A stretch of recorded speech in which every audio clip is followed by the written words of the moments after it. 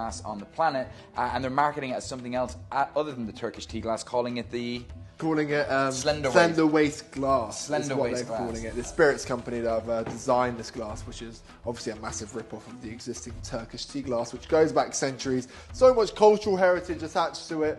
Most importantly, meant for tea, not for whiskey. In a predominantly Muslim country, it blows your mind. So what we did was we took a range of glasses of every type of whiskey glass that's pretty much on the market, and we tested them all with the same whiskey. Checked on the nose, to the sniff, to see how much ethanol was coming through, how much flavour of the whiskey, tasted them to see the angle of the glass, how it hit your throat, how the flavour profiles came through. And the best 3 out of the lot were these 3. The Turkish tea glass actually was in the top 3. In fact, for 3 of us, 2 of the 3 of us, we voted it as the number 1. That was with a specific whiskey. So what we thought to do is circle it back and taste it with a new whiskey.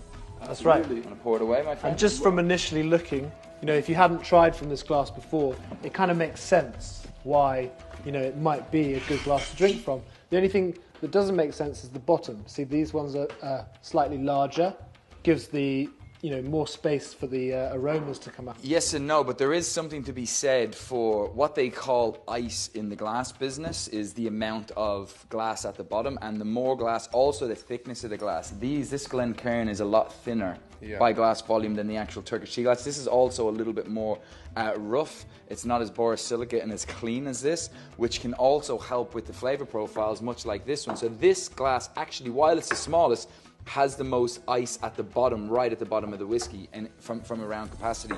So that can help with it.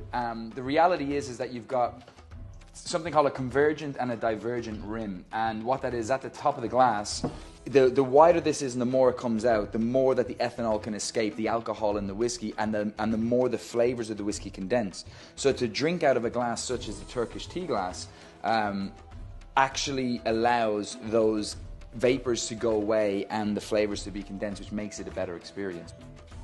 I'm just so blown away every time I smell out of a Turkish tea glass.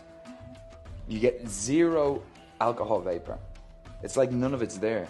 Do you reckon, obviously, the thickness of the glass is going to attribute to it? Because obviously this is a Turkish tea glass. Can't have anything too thick. It was never designed for whiskey, right? Designed for whiskey. But because of the inconsistencies within the glass, the thickness of the glass, and the ice at the bottom of the glass, plus the divergent rim, it seems, I don't know why, but it seems to be, that's still to me, I've just smelled all 3. We've been through this already, but...